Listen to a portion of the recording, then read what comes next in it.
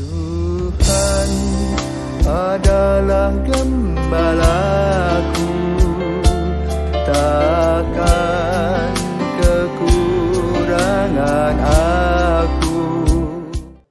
Saudara-saudara yang terkasih, selamat pagi. Salam jumpa lagi dalam Sabda Siap Saji Jumat 17 Maret 2023, hari biasa pekan ketiga Prapaskah.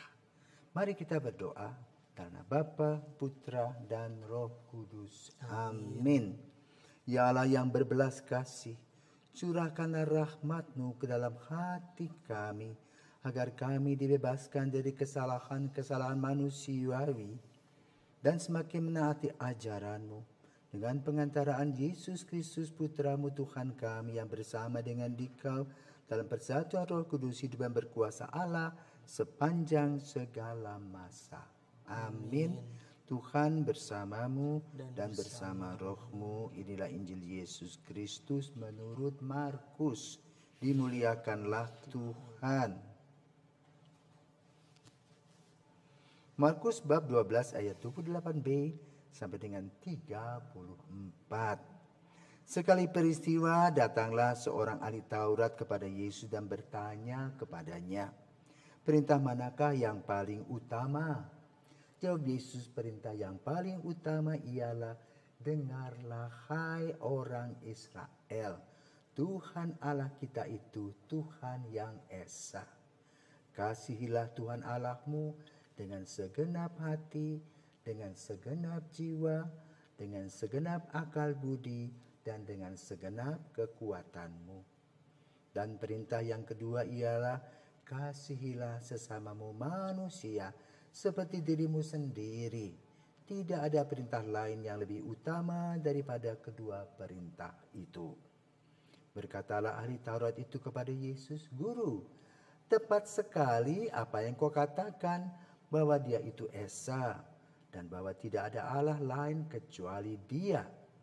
Memang mengasihi Dia dengan segenap hati, dengan segenap pengertian, dengan segenap kekuatan, serta mengasihi sesama manusia seperti diri sendiri jauh lebih utama daripada semua kurban bakaran dan persembahan." Yesus melihat betapa bijaksana jawaban orang itu. Maka ia berkata kepadanya, "Engkau tidak jauh dari kerajaan Allah." Dan tak seorang pun berani lagi menanyakan sesuatu kepada Yesus. Demikianlah sabda Tuhan. Terpujilah Kristus. Romo, kan Injil pada pagi hari ini menceritakan tentang Yesus yang memberikan informasi kepada seseorang bahwa hukum pertama itu kan mengasihi. Oke, kita berbicara tentang kasih. Kasih itu kan cinta. Jadi saya mau tanya nih Romo, menurut Romo sendiri, apa sih itu cinta yang sebenarnya? Cinta yang sebenarnya. Jadi begini, mungkin kita lihat dulu latar belakang ya. Mengapa Yesus berbicara tentang mengasihi. Ya. Umat Israel, khususnya ahli-ahli kitab dan ahli-ahli Taurat itu lebih banyak menghafal ayat-ayat kitab suci. Kenapa?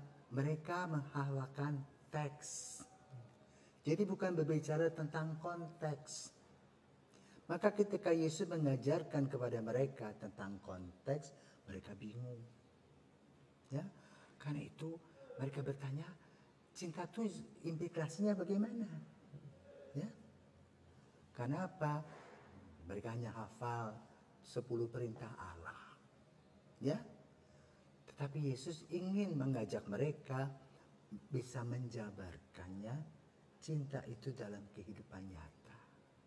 Sehingga fleksibilitas di dalam ungkapan itu terjadi dan tidak terjadi fanatisme dan juga tidak terjadi munafik, omong saja tidak melakukan.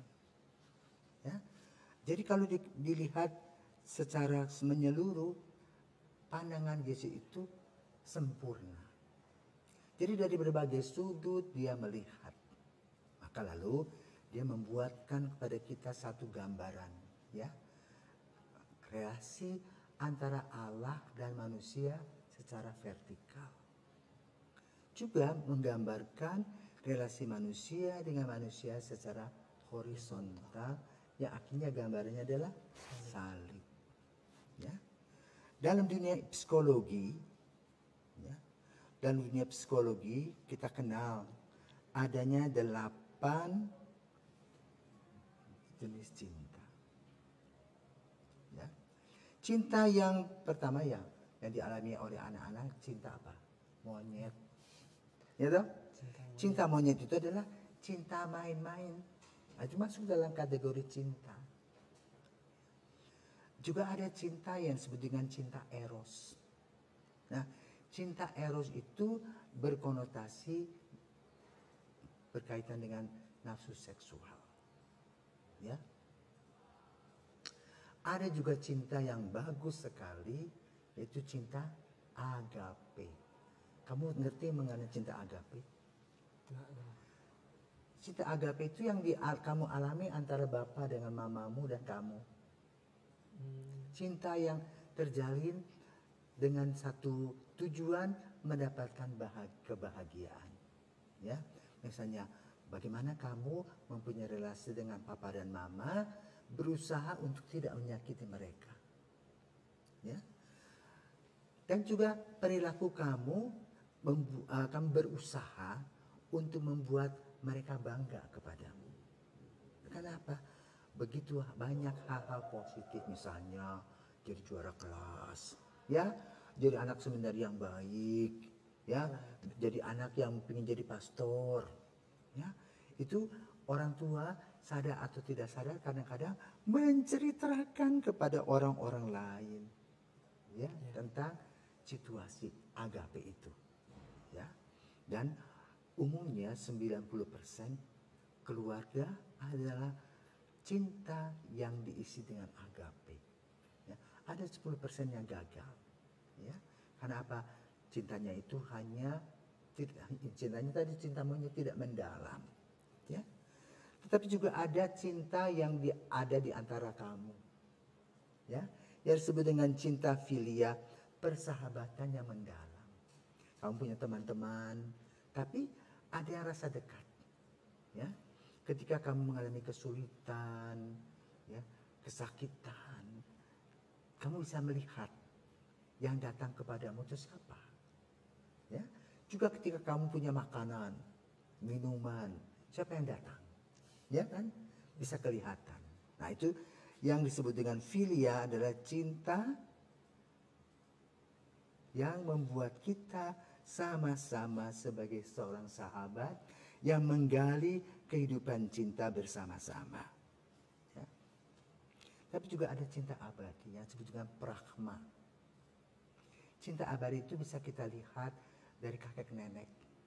Ya, kalau kamu mengunjungi misalnya rumah jompo, di mana ada pasangan suami istri, mereka biasanya tidak banyak omong, hanya pegangan tangan, tapi mereka senyum-senyum sendiri, senyum-senyum. Nah, itulah cinta dengan cinta pragma, abadi. Karena apa? Mereka boleh katakan sudah memiliki cinta yang menjadi diri mereka mirip. Karena itu kalau kita perhatikan keluarga-keluarga yang harmonis, muka mereka itu seperti si kembar. Ya, itu karena cinta abadi tadi. Tapi juga ada cinta diri sendiri, ego. Ya, itu yang disebut dengan philautia. Philautia adalah cinta diri sendiri. Dan itu biasanya terjadi dalam diri anak-anak. Ya, kalau kita menguji anak-anak itu, diberi mainan, kita minta nggak dikasih. Nah, itulah cinta untuk dirinya sendiri. Tapi juga ada yang disebut dengan cinta storge.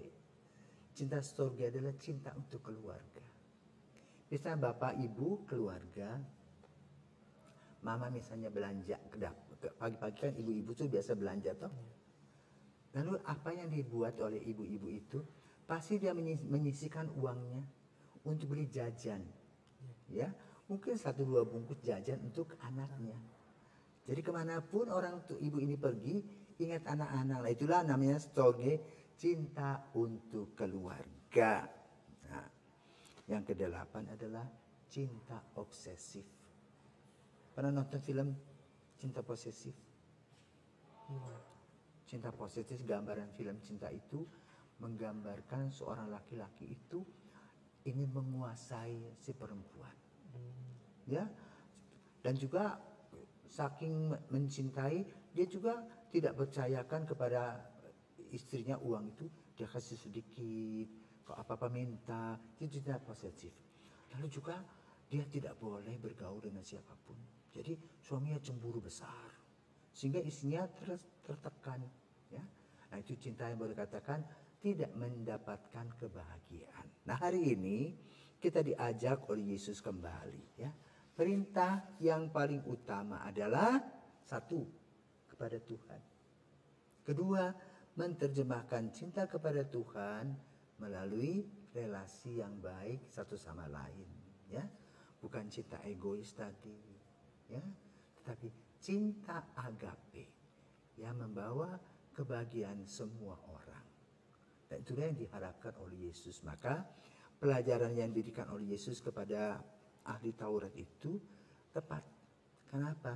Mereka tidak lagi sekarang menghafal, tetapi mereka bisa menganalisa, menerjemahkan, mengambil sebuah keputusan, dan kesimpulannya apa? Mereka berbahagia.